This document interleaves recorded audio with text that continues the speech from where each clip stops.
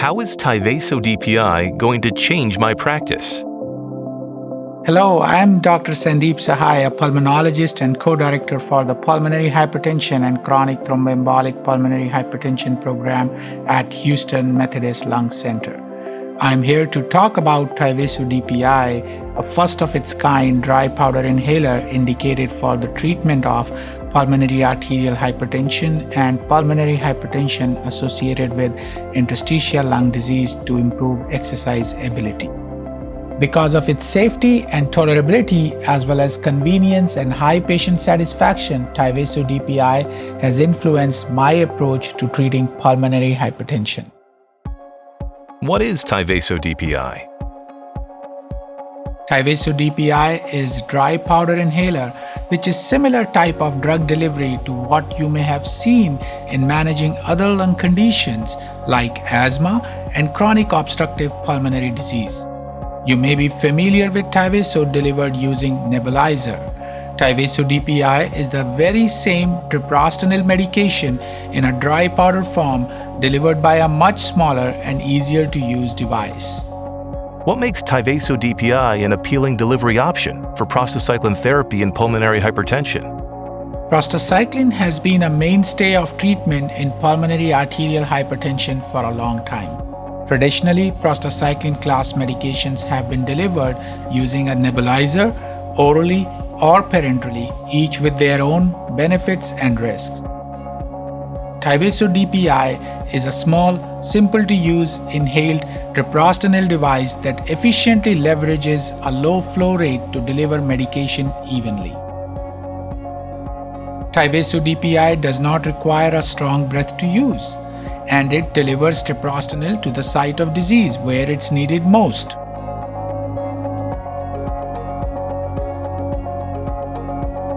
What gives you confidence in the safety and benefits of TYVASO DPI? Nebulized TYVASO has been approved since 2009 in the treatment of pulmonary arterial hypertension. The efficacy and safety of TYVASO in patients with pulmonary arterial hypertension was demonstrated in the TRIUMPH clinical trial, in which patients taking TYVASO achieved the primary endpoint of improved 6-minute walk distance compared with the placebo group. The INCREASE trial then demonstrated the efficacy and safety of TYVASO in patients with pulmonary hypertension associated with interstitial lung disease. Here again, you can see that patients taking TYVASO achieved the primary endpoint of improved 6-minute walk distance. Based on these trials, TYVASO has a well-understood safety profile, with the most common adverse events being cough, headache, throat irritation, and nausea. We also have robust clinical experience for managing patients with TYVASO. So we certainly know the drug is safe and effective, and the mode of delivery works. More recently, the BREEZE trial investigated the safety and tolerability of TYVASO DPI in patients with pulmonary arterial hypertension. This small 3-week crossover study enrolled 51 patients and showed consistent safety and tolerability in patients transitioning from TYVASO to TYVASO DPI, with the most common adverse event being cough, headache, dyspnea, and nausea.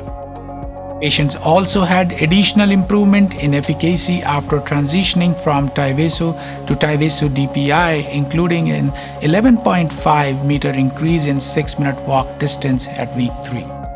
Of note, 98% of patients reported satisfaction with TYVASO DPI.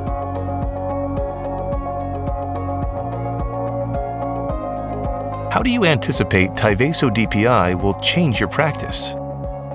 Based on the BREEZE study data, TYVASO DPI may positively impact patients with pulmonary arterial hypertension by improving the ease of use when taking a prostacyclin. In addition, TYVASO DPI may also be a good option for patients with pulmonary hypertension associated with interstitial lung disease, who have relatively worse lung function than patients with pulmonary arterial hypertension. The TYVASO DPI device is simple to load and use, and I can easily demonstrate this device in my office to new patients. With only 1 breath per cartridge, the patient spends less time dosing with TYVASO DPI. It is also portable. Patient can easily carry it in pocket when they travel, go to work, or go outside. TYVASO DPI is also well tolerated, with the most frequent adverse events in the BREEZE study being cough, headache, dyspnea, and nausea. Finally, it is convenient and easy to use. Patient just open the device, load the cartridge, and inhale. For additional resources and instructional videos for TYVASO DPI, please visit www.tyvasohcp.com. Important safety information. Indication: TYVASO, treprostinil inhalation solution, and TYVASO DPI, treprostinil inhalation powder, are prostacyclin mimetics indicated for the treatment of pulmonary arterial hypertension, PAH-WHO Group 1, to improve exercise ability. Studies with TYVASO establishing effectiveness predominantly included patients with NYHA functional class 3 symptoms and etiologies of idiopathic or heritable PAH, 56%, or PAH associated with connective tissue diseases, 33%.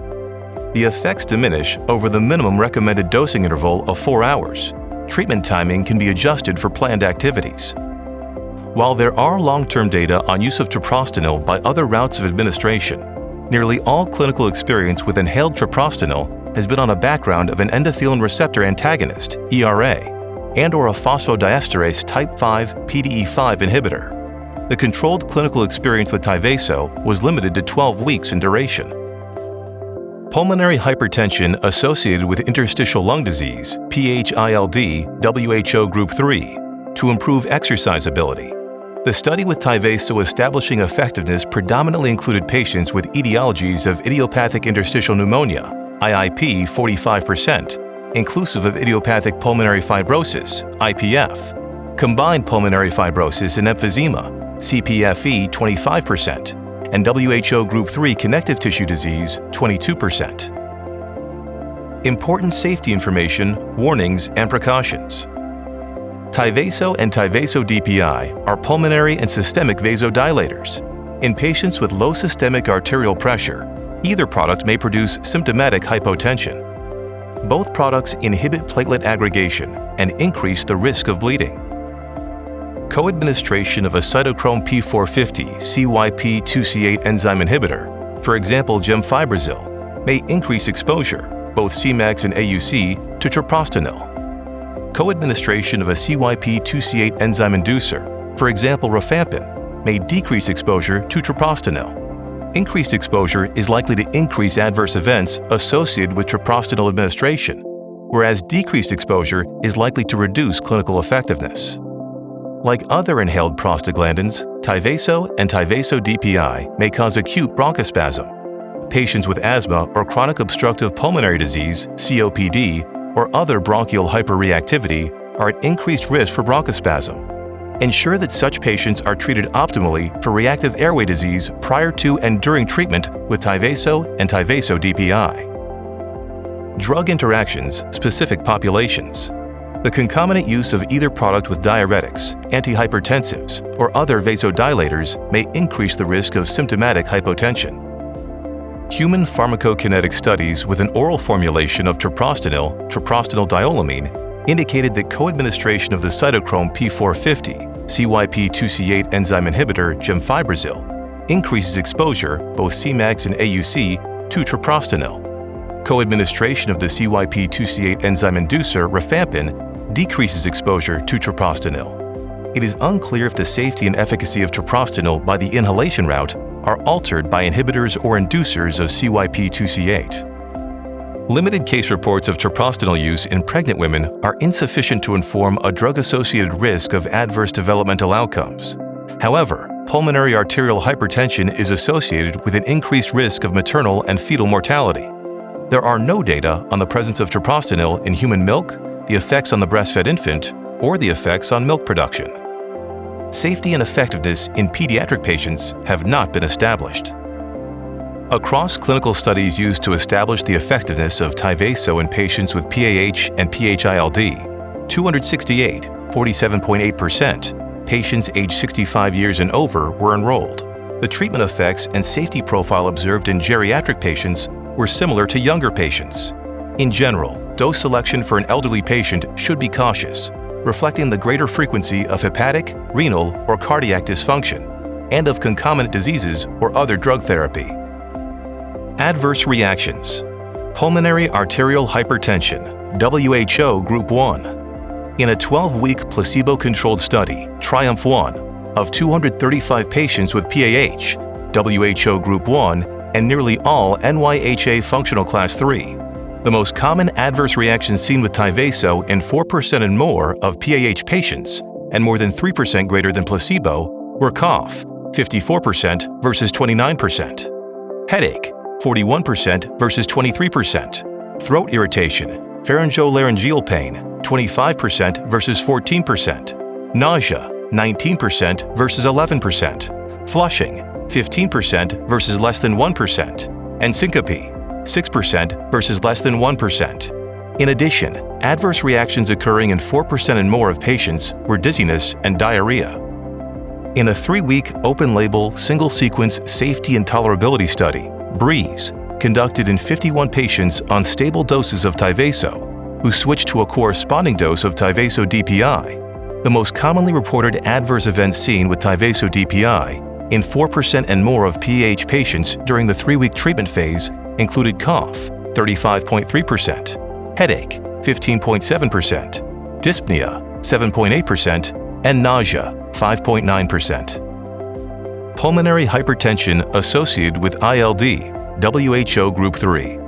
In a 16-week placebo-controlled study, INCREASE, of 326 patients with PH-ILD, WHO Group 3, adverse reactions with TYVASO were similar to the experience in studies of PAH. Please see full prescribing information for TYVASO or TYVASO DPI, instructions for use manuals for TD100 and TD300 TYVASO inhalation system and TYVASO DPI inhalation powder, and additional information at www.tyvasohcp.com or call 1-844-UNITHER, 1-844-864-8437. Please see full prescribing information at www.tyvasohcp.com. Thank you for watching.